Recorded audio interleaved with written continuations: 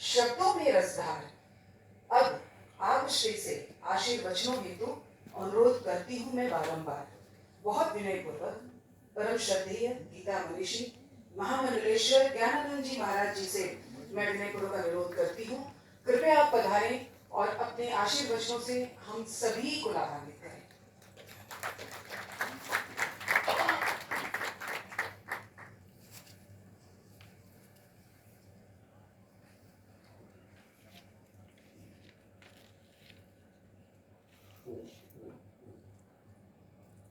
वंदे आत्मात्रम, वंदे गुरु परंपरा, वंदे महापुरुष के चरणारविंदम, गीतामृतस्वरे नमः।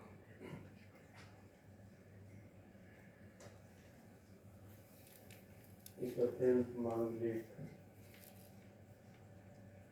प्रेरक और परंपरा के सम्मान का अद्भुत अनूठा आयोजन अयोध्या पर्व। आज इसका प्रारंभिक सत्र है। आज के सत्र में यहाँ उपस्थित अयोध्या पर्व हो और मंच पर अयोध्या ना हो तो कदाचित अधूरा सा रहता, और इसीलिए मंच पर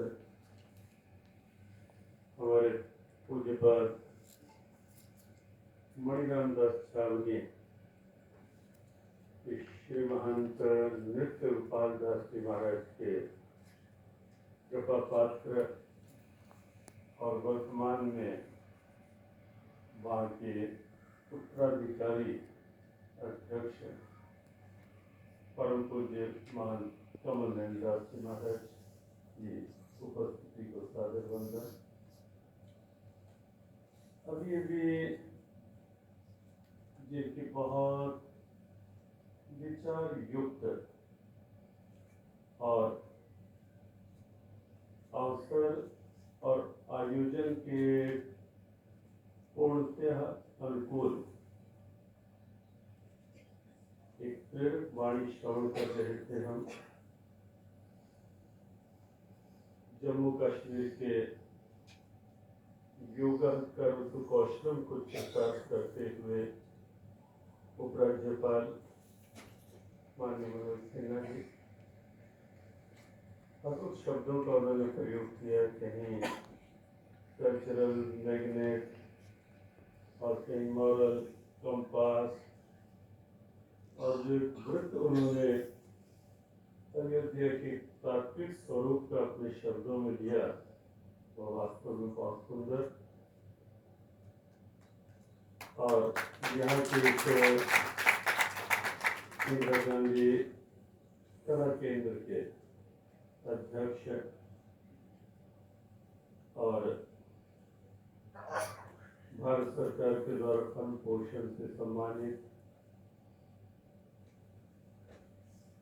माननीय श्री राम बहादुर राय जी, उन्होंने भी जो प्रारंभ में प्रस्तावना के रूप में शब्द कहे और स्पष्ट किया कि अयोध्या केवल एक भौगोलिक आकार ही नहीं, अयोध्या हमारी भारतीयता, हमारी राष्ट्रीयता की जो तत्व भाव है उसका बहुत व्यापक आधार है।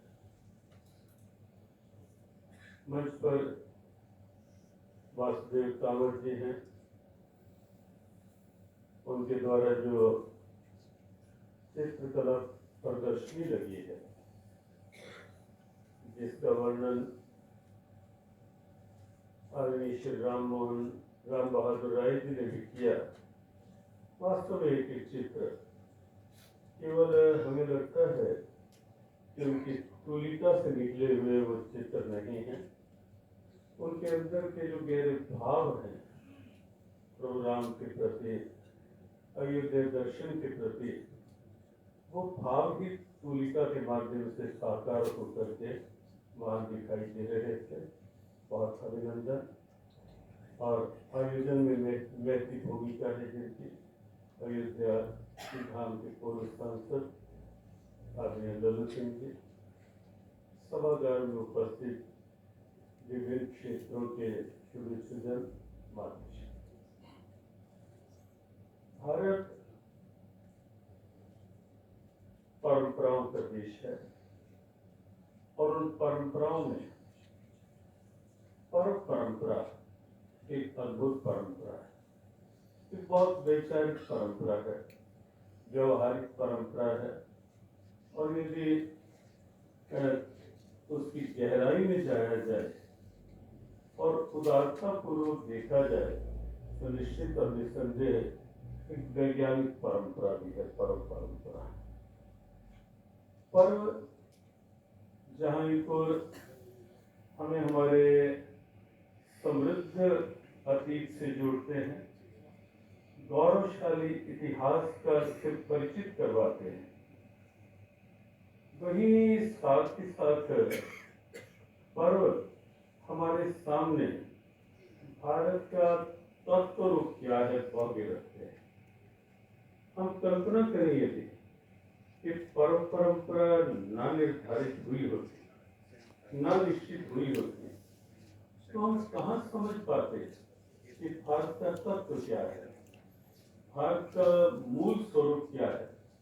क्योंकि भौगोलिक आकार निश्चित और निस्संदेह भारत की गरिमा है, लेकिन भारत केवल एक भौगोलिक आकार वाला ही देश नहीं है। भारत केवल एक भूखंड वाला देश भी नहीं है। यद्यपि भूखंड को भी सुरक्षित संरक्षित रखना वह हमारे सीमा पर खड़े वीर सैनिक सदैव तत्पर रहते हैं। और आदरणीय मनोज सिन्हा से बढ़कर तो कौन जानता होगा कि जब सीमाएं चारों ओर से जिस प्रकार से वहाँ और जिस प्रकार से वहाँ सैन्य बल सतत जागरूक भूमिका निभाता रहता है, वह भी निश्चित आवश्यक है। लेकिन भारत केवल भौगोलिक आकार नहीं है, भारत एक विचार है, भारत एक चिंतन है, भारत एक दर्शन है। और उस दर्शन में, उस चिंतन में मूल्य है, उस दर्शन में आदर्श है, उस दर्शन में परंपराएं हैं, उस दर्शन में मर्यादाएं हैं, अस्मिताएं हैं। और वह सब इस माध्यम से हमारे सामने प्रत्यक्षवत प्रकट हो सकती हैं, वो हमारी पर्व परंपरा है। और पर्व परंपरा में भी जब बात आती है अयोध्या पर्व, यह जो मास चल रहा है अंग्रेजी दृष्टि से नहीं, अपनी भारतीय परंपरा की दृष्टि से, यह चैत्र मास चल रहा है। और चैत्र मास हम सब जानते हैं, चैत्र मास का शुक्ल पक्ष है। जिस दिन प्रारंभ हुआ है वह शुक्ल पक्ष प्रारंभ नवरात्रों के साथ हुआ है। और प्रथम नवरात्र के साथ ही हमारा अपना भारतीय सनातन विक्रमी संवत नववर्ष भी प्रारंभ हुआ है, जिसको हम गौरव से अपना वर्ष कह सकते हैं। और उस पर्व को भी देखेंगे आप यदि विचार दृष्टि से, तो आप कोई भी सुधीजन यदि विचार करेंगे कि 1 जनवरी का वर्ष भले पूरा वर्ष विश्व प्रचलित मान्यता है, ठीक है, कुछ स्थितियों में वह भी आवश्यक है।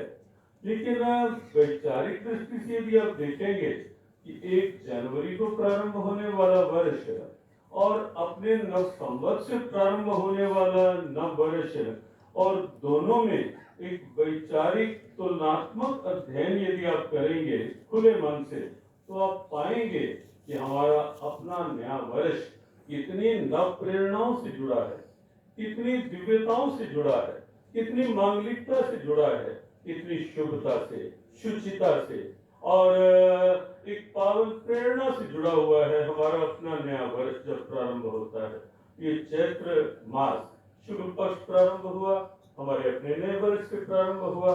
नवरात्र जब पूर्ण हुए तो नवरात्रों की पूर्णता के साथ ही प्रभु राम के पावन आगमन के अभिनंदन के लिए हम सब तैयार होते हैं।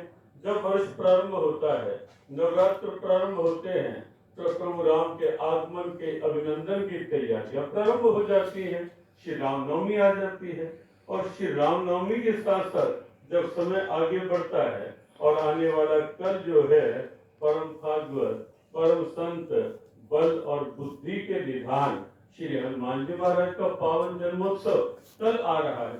तो आप पाएंगे लगातार ये पर्व जो है, ये जहां एक और हमें इतिहास से, अपने गौरवशाली इतिहास से परिचित करवाते हैं, समृद्ध अतीत से जोड़ते हैं, वहां हमारी अंतर चेतना को भी आस्था के रूप में कहीं न कहीं अपने भारत की आत्मा के साथ, विराट चेतना के साथ हमारे पर्व जोड़ते हैं। फिर से वे हमारी सुप्त आस्था को जगाते हैं, हमारी लुप्त भावनाओं को फिर से जागृत करके एक नई चेतना प्रदान करते हैं ये पर्व। और अयोध्या के विषय में हमने सुना ही है और ये 3 दिन तक सब लोग विचार गोष्ठियां चलती रहेंगे।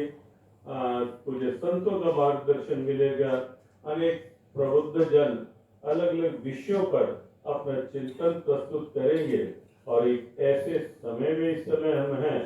आगे मनोज सिन्हा जी ने जो बात रखी, ये समय जो समय चल रहा है, हमें बस एक बात लगती है और वो प्राय मंच से शेयर करते हैं, बस उतनी सी बात इस समय। सूर्य कभी कभी मेघ आच्छादित हो ही जाता है, बादलों से आच्छादित हो, वो हम सब कई बार देखते हैं। कल भी एक ऐसा वातावरण था जब हम आए तो आदरणीय राम बहादुर राय जी ने कहा कि उत्सव प्रारंभ से पहले कुछ गर्म लू का वातावरण भी कम हुआ है, कल कुछ मौसम बदला, बादलों से आच्छादित हो जाता है सूर्य। लेकिन ये तो हम सब मानेंगे ना कि सूर्य सदा बादलों से आच्छादित रह पाए या बादल सदा सूर्य को आच्छादित रख पाए, ये क्षमता तो बादलों में नहीं है ना। कभी न कभी तो हवाएं चलती ही हैं, बादल छिन्न भिन्न होते ही हैं और सूर्य फिर से अपने आलोक के साथ सामने आता है। हमें लगता है मनोज जी, ये समय वह है कि जब पिछले कुछ वर्षों से एक अनुकूल ब्यार चली है, अनुकूल हवाएं चली हैं और उन अनुकूल हवाओं के चलते चलते न जाने कितने प्रकार के, कई तुष्टीकरण के बादल, कई स्वार्थगत राजनीति के बादल और न जाने किस किस प्रकार के बादल जो छा गए थे हमारी भारतीयता के आलोक के समक्ष। ये जो अनुकूल ब्यार पिछले कुछ समय से चली है और उस अनुकूल ब्यार में वो बादल छटे हैं, तभी तो धारा 370 हटी है, वरना वो बादल ना छटे होते धारा 370 हट पाती क्या, और क्या ये वातावरण बन पाता। भाई हम बात कर रहे थे, हमारे कुछ लोग कल श्रीनगर में गए हुए थे कि श्रीनगर में एक भगवत गीता की प्रदर्शनी और सत्संग का आयोजन हो, कुछ वातावरण की हमने आदरणीय उपराज्यपाल जी से भी एक वाक्य में चर्चा भी की। तो क्या आप कल्पना कर पा रहे थे कि हम श्रीनगर जा भी पाए आसानी, और अब वहाँ सत्संग की योजनाएं बन रही हैं, योग दिवस खुले रूप में वहाँ आयोजित हो रहा है और प्रधानमंत्री डल झील के पास खड़े होकर योग करवा रहे हैं, योग कर रहे हैं। ये बादल छटे हैं तभी तो ये आलोक सामने आया कि प्रभु राम फिर से 500 वर्षों के संघर्षों के बाद जिस रूप में विराजित हुए और घर घर में वह दिव्यता विराजित हो रही है, निश्चित बादल छटे हैं। और ऐसे में यह अयोध्या पर्व जो है एक और नई चेतना जगाएगा। तो बचे खुचे भी बादल छोटे थोड़े बहुत हैं, उन्हें भी हटाएगा और ये अयोध्या पर्व भारतीयता के आलोक को भारत की राजधानी से और व्यापक रूप में न केवल भारत, न केवल दिल्ली, अपितु पूरे विश्व की एक आलोकित प्रेरणा बनाएगा यह अयोध्या पर्व। इसी मंगल कामना के साथ वाणी को विश्राम, पूज्य संतों को नमन, आयुधों के लिए बहुत बहुत शुभकामना, मंगल कामना।